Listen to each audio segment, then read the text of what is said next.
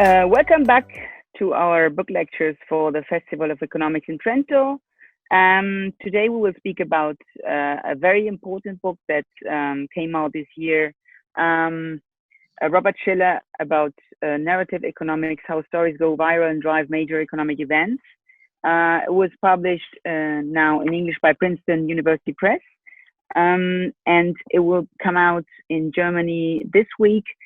So we're very happy to speak about this very interesting book with one of the most important German economists, with Lars Feld. He is the director of the Walter Eucken Institute in Freiburg, and he's also the president of the Sachverständigenrat, which is this group of 5 economists that advises the government. So welcome, Professor Feld. We're very happy to have you here. Welcome, Tonia. I'm happy to be with you. Okay, and so Robert Schiller is, of course, a very famous economist. He's a Nobel laureate, and he teaches in Yale. But he became much more famous when the 2007 financial crisis, came out, because he was one of the few economists who had predicted this in a certain sense. Schiller has always been challenging the idea of this Homo economicus, or maybe the Germans will call him now a Fachidiot. So someone who is close in his economic bubble, and he's always been skeptical about the efficiency of markets, which is one of the most important pillars of his theory. So also of its rationality. And so thanks to the behavioral studies, which he used a lot, and thanks to this beliefs that he has always been teaching also, he has been able, of course, to predict a crisis, which was predictable.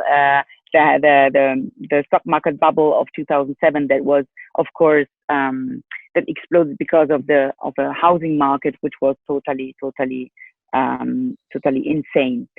In his latest book, Narrative Economics, I would say, I don't know if Professor Feld is with me, he spins his thought even further. So he analyzes something which is not taken into consideration enough in Schiller's opinion, which is narrative. What is narrative? Stories. He says, since ancient Greece or ancient times, human beings are telling stories, and sometimes these stories pop up in a very violent way, and they influence economic in a very strong way. So before going into some details of this, I think, very important book, I would say that one of the main things that we can bring with us, having read the book, is that the economists, this is what Schiller says, should incorporate much more this contagion narrative into economic theory. So I would start from this, Professor Feld, because Schiller admits that it's very difficult to not to predict a story that will influence the economy, so a narration, a constellation, or a narrative. Yeah, perhaps I can start with the 3 remarks. First of all, you said that Schiller is famous for his behavioral finance approach, and when you think about the year he got the Nobel Prize, he got it together with Eugene Fama, which is on the other side of the spectrum, saying that financial markets are always efficient. It was quite a wise decision by the Nobel Prize Committee to award both of them this prize.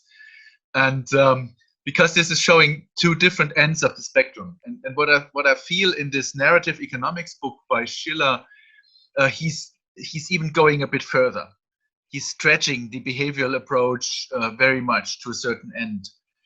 When you think about the Homo economicus model, usually narratives would be classified as cheap talk, nothing else.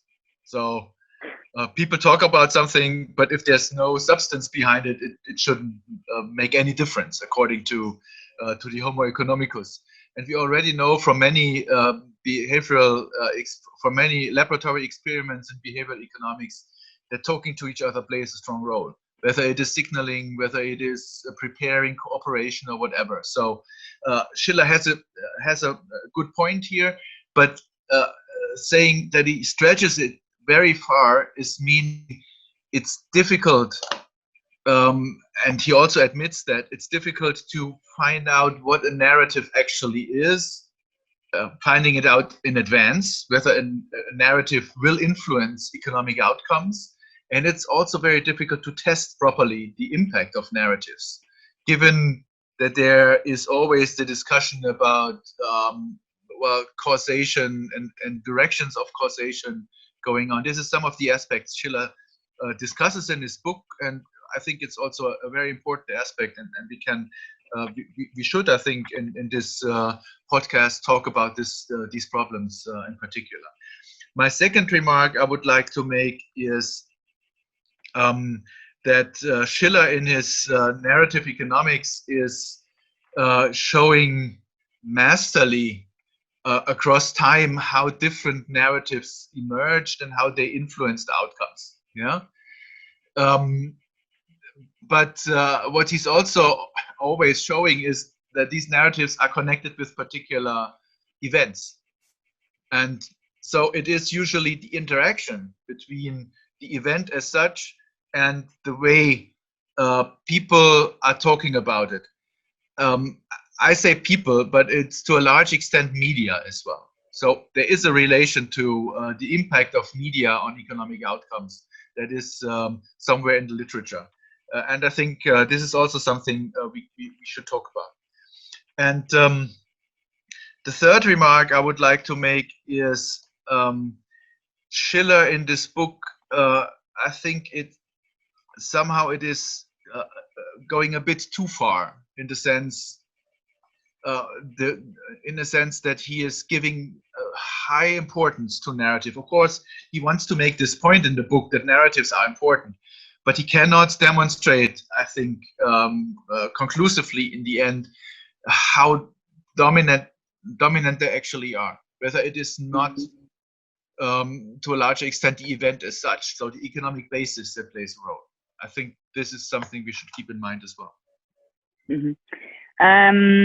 I would go a little bit into the book because one of the most interesting details, one of the most interesting stories he tells here is really a sort of legend. This is the Laffer curve legend, or yes. story, and which explains a lot of things that I think he tries to demonstrate in the book. First, the Laffer curve story dates back to 1974, where there is this dinner, and this economist Art Laffer draws this Laffer curve on a napkin, and this becomes one of the strongest narrative of Reaganomics later, of the economy, of the neoliberal economy. Professor Feld, I would invite you to tell us a little bit about this story, because there is a lot that Schiller says. First, about the fact that the moment the legend or the story is born is not necessarily the moment that the story has an effect on the economy, because this comes almost 10 years later. Why? Tell us about this Laffer story. I think first of all, I think it's important to say what the Laffer curve is. It is saying that we have an inverse U-shaped relation between the tax rate and tax revenue. And this is quite intuitive. When you think about low tax rates and you increase the tax rate, then the tax revenue increases, because the incentives, the negative incentives imposed by the tax rate are not so dominant. But when you already have high tax rates and you increase the tax rate further, then the Laffer curve says tax revenue could decline just because the negative incentives become dominant. So one example where it is studied in more recent times is the tobacco tax, for example, And tobacco taxes have been strongly increased in recent times. And what you now observe is that, well, on the one hand, people smoke less, but on the other hand, also the avoidance, the ways of avoiding the tax are used more frequently, such that the overall tax revenue does not increase anymore with this tax rate. And the lever curve debate was saying, well, the US already is on the right arm of the lever curve, with tax rates being too high, and when we are reducing the tax rates, then tax revenue increases, and we have an additional financing of the government, of the state. That was that was what the lever curve is saying. So it is a, so to speak, a stylistic way of representing this relation between tax rate and tax revenue. On the one side, it is a nice story because Lever obviously wrote that on draw through the lever curve on a napkin in this restaurant, and the napkin is also somewhere in a museum in the US, so it can be proven that that it exists. And Laffer says that he doesn't remind this moment. So this is one of the most interesting aspects, no? Yes. And what Schiller is showing us is, first of all, that you needed to have someone prominent to take this story up, airing it in the general public and discussing it further. And the general public took it up and discussed it further. So there is a time lag between the drawing of the lever curve in 1974 and the Reagan campaign taking it up, and then finally also using it for discussing its or for preparing its fiscal policy in the 1980s. A combination of tax cuts on the one side and expenditure increases on the other side, mainly for defense. This was what Reagan did. And well, some people in the US hoped that still the deficit would be reduced by this kind of policy, but it was clear that it couldn't, because the US was not on the right hand of the lever curve. It was on the left hand of the lever curve. So it's quite interesting to see that with respect to narrative economics, one factor that is important is that someone who is prominent is taking up a story, that this story is made digestible for general public. So it is translated in simple words and simple relations, and then that the media are taking up this idea and distributed it. Schiller uses the allegory of epidemics to show how news spread across the world or across time. So he has this kind of contagion, the idea of contagion, that plays a role here. And it's quite interesting that he uses this metaphor of epidemics in these times. The book was written before the Corona crisis, but it shows us gives us quite interesting insights as well in that regard. And this is what is also interesting. He makes an analysis of fake news, no? And he also shows the resilience of fake news or of a certain narrative, which is resisting also the truth. So, for example, going back to the lever curve, I mean, Reagan, he cut the taxes, no, on wealthy people from 70% to 28%. So he reduced a lot of this tax rate, marginal tax rate, so especially for rich people.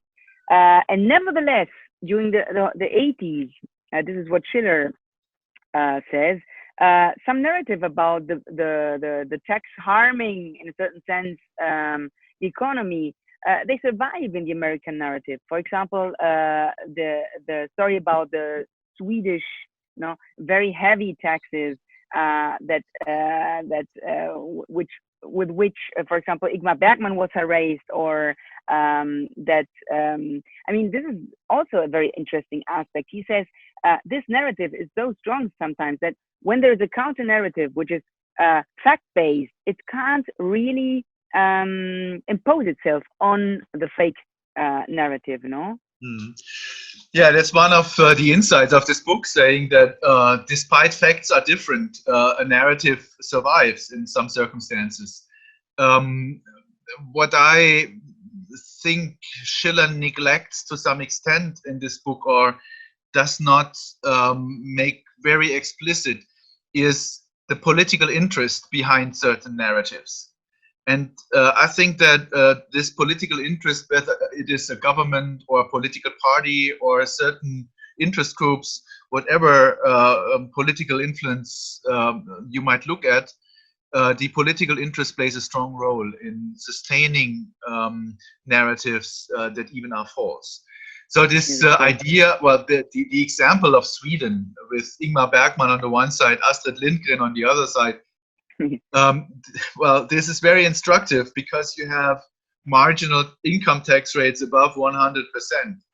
And then it is quite clear that the incentive not to work further is to work an additional hour, that the incentive is very low. So it's a negative incentive that is very strong not to work an additional hour. But the problem is the more differentiated view that people need to add in such discussions and in such narratives. For example, with respect to taxation and the Laffer curve, that there's also an interplay between the tax rate and the tax base. Such differentiations usually are not taken up by a general public because things are becoming too complicated, and the simple stories they prevail as well. So when you have a simple story that sounds convincing and there is a political interest behind it, I think narratives are very, very important.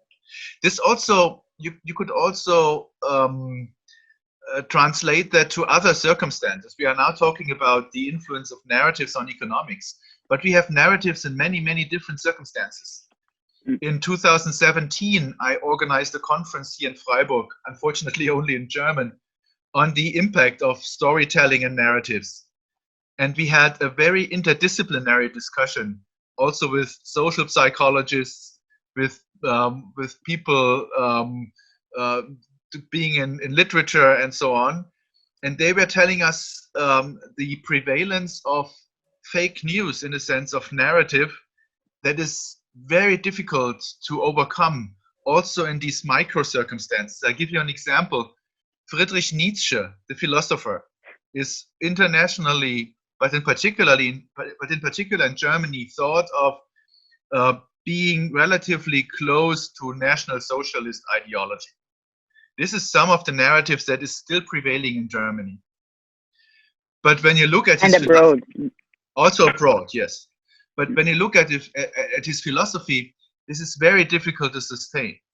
The narrative came up because his sister, the sister of Nietzsche, wanted to be as close to the National Socialists as possible, and therefore also changed some of the writings of Nietzsche. So she fixed that up and made it up in order to be accepted by the political party, in order to be within this area of the powerful in Germany. And well, still it prevails. Also, history and science has shown that the narrative regarding Friedrich Nietzsche is wrong, and still the narrative is dominating. And you could also have that in other circumstances. It's quite interesting to see what's going on here, and it's interesting for economic policymakers to learn what you can do against such a false narrative, against fake news. It's very difficult to do anything against it. Yeah, what's also interesting, is that Schiller, apart from trying to crystallize a theory about this, or trying at least to tell his colleagues, please, consider this narrative, he also makes a lot of examples, historical examples. And I would like to speak about two of them with you, Professor Feld, because he says, for example, there are also antinomies, like, for example, recurrence and mutation, panic versus confidence, real estate booms and busts, boycotts, profiteers, and evil business. So he says these are coming back. These are popping up in history and are influencing economy. And very often they are false narratives, or sometimes. And I thought about what you were saying now, because one chapter is the title is Frugality versus Conspicuous Consumption, which is well, in this chapter he analyzes especially the American history. So he speaks about what happened during the Great Depression when this ideology of poor is chic came out. No, so poor people were dominating, of course, in America. So he says, and there was an aesthetic and a moral coming out of this. For example, about the fact that people should go around with bikes. And Schiller says this is, of course, this had consequences because people buying bikes didn't buy any more cars. So the car industry was in crisis because of this. But when I think about frugality versus consumption, I think, of course, of a very recent discussion, no? The frugal countries.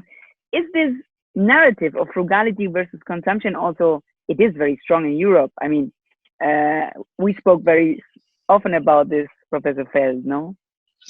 Yeah, of course. These narratives, they are coming up again and again. So you could think about the European debt crisis in the years after 2009. There was this discussion on the Swabian housewife, which is a stereotype of frugality on the one side and the conspicuous consumption in the southern part of Europe. When you think about the metaphors created or alluded to by Hans Werner Sinn, you had this idea of people in southern Europe having party all the time at their beaches, whereas the Swabian housewife saves her money, and now we are wiring the savings of this German stereotype to the south of Europe, in particular to Greece. This was the metaphor that Hans Werner Sinn used, and so it is now again coming up in the more recent crisis that we have because of the Corona pandemic, and you have the frugal 4, actually frugal 5 if you include Finland, and the south, and again it is one part against the other, and it's quite interesting to see that such stereotypes are important in political discussions. But I would also say that in particular this example in Schiller's book is showing us that there is a kind of storytelling going on across several episodes in history. And it's very difficult to say that this is one narrative dominating economic outcomes. And well, as an empirical economist, I would ask, how could I test a hypothesis like that the difference between frugality and conspicuous consumption actually plays a role for the economic outcomes. Actually, is meaning beyond the particular interests that we could observe in certain circumstances. So given the European debt crisis or the current situation after Corona, I would say there are strong and very hard interests behind these negotiations that are much more important than the narrative accompanying it. Yeah. So you could also question the way how Schiller draws its examples, and you see looking at ancient Greece in some examples when he begins his narrative about the narrative, so to speak. And this is somehow not fully convincing in the end. And also when you look at his closing chapter and he's saying, well, my fellow economists should use this path or another path to test something, I think this is quite difficult to do. Yeah. So I'm in the end, I'm a bit disappointed because I hoped to get a bit more insights in what Schiller thinks, what would be a good possibility of testing the impact of. And this is problematic, I think. Mm-hmm. Yeah, I think he's trying simply to invite many of his colleagues to be more interdisciplinary, like the seminar that you organized in Freiburg. But last question is about a very, very interesting and important topic, I think, which is the everlasting conflict man-machine. And this is also important because, of course, this also influences confidence. This Schiller says. So, what do you think about this? There is a lot of discussion, of course, now about artificial intelligence and how it is jeopardizing jobs and creating unemployment. So, where are you standing in this discussion? Yeah, I have always argued that in the aggregate, the technical change that we can have, whether it is digitization at the moment or whether we look at history in the Industrial Revolution, that that in the aggregate we will not have a situation in which jobs are totally lost. So the idea that we are running out of jobs because of artificial intelligence in the future, and therefore we should tax robots and should have a basic universal income for everybody. I think this story does not fit the data. When we look at in the past and find out when we had labor saving technological progress in several instances, then labor saving occurred in one sector of the economy, but new jobs were created in other sectors of the economy. And the question whether unemployment emerged due to this technical change or not depended on very much on the institutions of the labor market, how flexible it is, and how flexibly workers could go from one area of the economy to another area of the economy. And I think this can also be shown in more recent times. When you look at the evidence for the US, you have overall a significant reduction due to robots and automation and digitalization on jobs in the US economy. When you look at Germany, you don't find that. Yeah, we have overall no effect of robots, automation, and digitalization in the past on the aggregate of employment. So we see, or even a little bit more. So I was just saying this is not the robust significant effect, but in some specifications you even see a significantly higher employment overall. And therefore, I'm in this debate, I am convinced that all this technical change is finally bringing us a better economic outcome overall. And well, actually, this came up due to the massive revolutionary changes we had during the Industrial Revolution. And when you think about literature picking up outcomes of this Industrial Revolution on particular sectors of the economy, be it agriculture or whatever, or textile industry, then of course the outcome was disastrous. But the overall view of it, how important it was in creating new jobs in other areas, this was not taken by literature, and was also not taken by the media. I think media are very important in transposing particular narratives, making it more accessible to people, and therefore also making it more prevailing. I think also, and I don't know if you are, if you agree with Schiller, but he says, for example, during the Industrial Revolution, this rhetoric of technological unemployment doesn't come up. No, there's no negative narrative about the progress taking jobs, but it comes later. It comes, I think, in the 70s, in the 80s, 70s, when there's a big Great Depression, and this Great Depression fuels, in a certain sense, the fears of machines taking man's work, man's job. So I think this is interesting that he says during the Industrial Revolution, this narrative doesn't come up. It comes up later when there's already a crisis, isn't it? Yeah, that's true. So when the crisis hits, and then someone asks, what is the reason for this crisis? Also during the Great Depression, this idea came up that technological change was a reason for the Great Depression. But what I mean is, this is usually also picked up by authors writing books, novels about certain developments. So the idea that the Industrial Revolution had a negative impact in the German discussion was due to a novel written by Gerhard Hauptmann, Die Weber, The Weaver. Yeah, and so many people read this novel and they finally have the impression that technological change actually leads to this negative outcome.